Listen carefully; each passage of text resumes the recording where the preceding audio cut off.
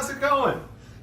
I'm back with another Cooking on the Canals video from the Erie Canal Museum. I'm Derrick Pratt, the educator at the museum, right in downtown Syracuse, New York, and we are back to Cooking on the Canals, making historic recipes from the cookbook of 1930s barge canal chef Oliver Wendell Petrie of Oswego. As always, thank you to the Petrie family for their generous donation of all of Oliver's artifacts, and new to Cooking on the Canals, huge thank you to the Erie Canalway National Heritage Corridor, who just announced that the Erie Canal Museum is the recipient of their 2021 Impact Grant for our Erie Eats Erie Canal Foodways project, which will be looking at the myriad of ways in which Erie Canal history and the history of food and foodways intersect. And what better way to really kind of kick this off than with an Erie Eats, a Cooking on the Canals video. Consequently, if you like this shirt, there are ones similar to it with this lovely Erie Canal Bicentennial logo on the Erie Canalways shop page, which we're going to link to in the video. That's another thing that's happened in the interim here. I've learned how to edit videos much better. But anyway, enough about me. Let's get to cooking, shall we? And today we are going to be doing a recipe with the fish that I dare say one of the top 5 cakes on the eastern seaboard of the United States is named after: cod. We're going to be making cod cakes. All right. And what a great way to start Cooking on the Canals in the new era of the Erie Eats Foodways project, because cod and the Erie Canal certainly have a canal connection, if you will, a historic connection. You see, cod has been one of the most popular types of fish over the centuries.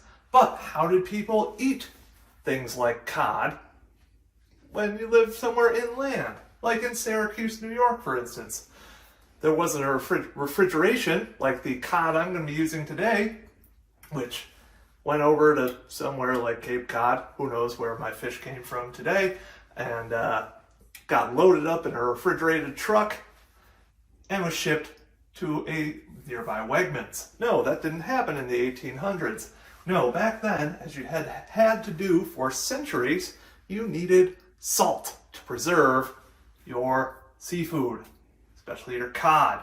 So, where does the Erie Canal come into this? Well, the Erie Canal was built on salt, as was the Erie Canal Museum's hometown, Syracuse, the Salt City.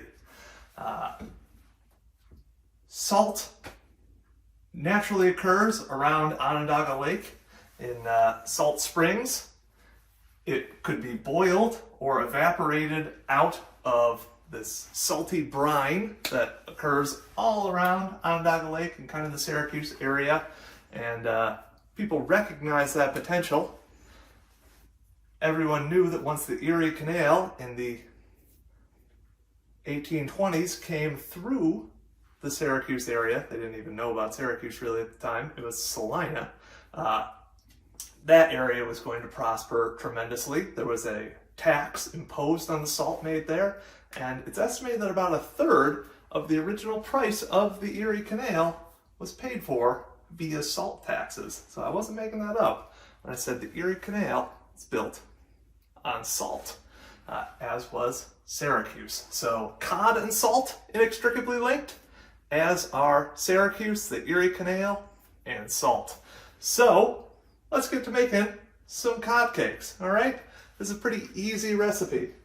We're going to take 2 cups of mashed potatoes. Dump that in there. We're going to take 2 cups of cod cut up.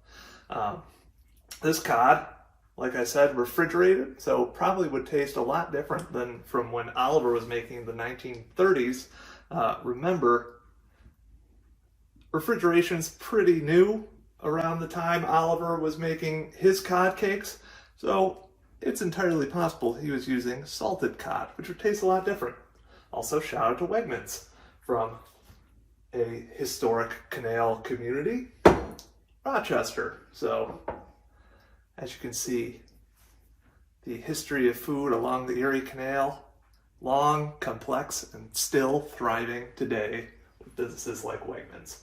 Anywho, we've got a 1/4 cup of milk. Gonna pour that in there. Back to Rochester in our nice University of Rochester glass. We've got a half a teaspoon of baking powder. And also, while we're discussing University of Rochester, I'd like to thank my great assistant, Lynn Fryer, went to the University of Rochester, also is the one keeping me honest on my measurements here. Now, in our Syracuse glass, it's not salt in here, it's pepper. 1/8 of a teaspoon of pepper is going to get poured in there. And then we're just going to mix all this stuff up. This feels disgusting, but I'm sure it'll taste delicious. And we'll be right back after I get done mixing this all up.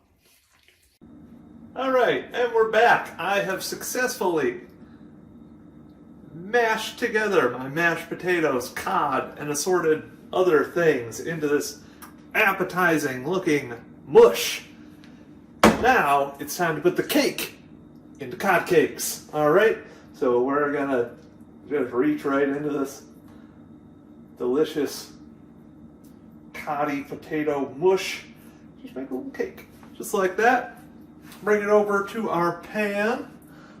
And so the bottom of these pans has been lined, as the recipe calls for, with melted browned butter.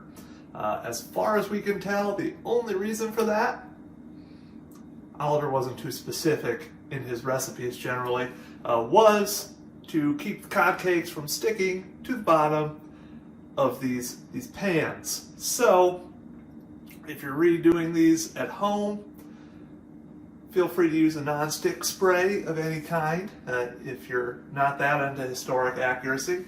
But that didn't exist when Oliver was around, So look at that. Look at the ways cooking has changed.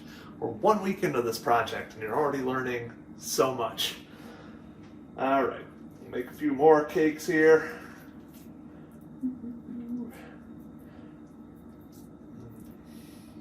Yummy. Now, I do like fish, so. All right, looks like we're gonna be able to fit 4 into this tray pan thing. I don't know. I haven't done enough research to know my differences of baking implements.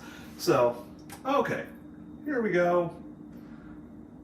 We have 4 cakes.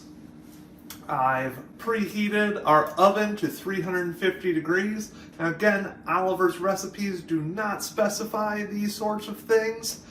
He was most likely, when he was on board ship, such as the barge, the oil barge, Empire State, they most likely in the late 1930s didn't have a fancy stove. They definitely didn't have a fancy stove like this. Oliver was probably using a wood or coal stove. So his recipes never have particularly specific temperatures to bake at. However, we're going with the pretty standard 350 degrees, and not going to change that because I don't want to get, like trichinosis or anything. I don't know if you can get that from fish, but anyway, we're going to put our cakes into the oven and have them bake for 10 minutes is what the recipe calls for. And they'll hopefully be nice, crispy, and brown, and delicious. So, we're going to fast forward 10 minutes now. And we're back 10 minutes into the future. To be honest with you, a bit more than 10 minutes because I'm not taking any chances with my fish. So these cod cakes have been in the oven for about 15 to 20 minutes. But hey, I want to stay healthy. You folks want to stay healthy, especially these days. And speaking of putting safety first, putting our health first, we should always have safety first when we're taking things out of the oven. Shout out to lighthouses, by the way. Here's a little history for you folks. Oneida Lake, home of the barge canal today, has 3 lighthouses to help navigate on it. Look at what you're learning on this video. Anyway, let's see what our our cod cakes look like.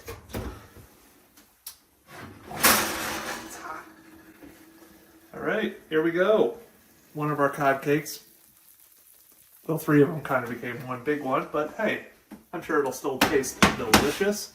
Made 2 trays full. Don't these look delicious? So, there's our cod cake. I'm sure they'll be great. I don't need these anymore. Thank you for joining us for yet another Cooking on the Canal segment.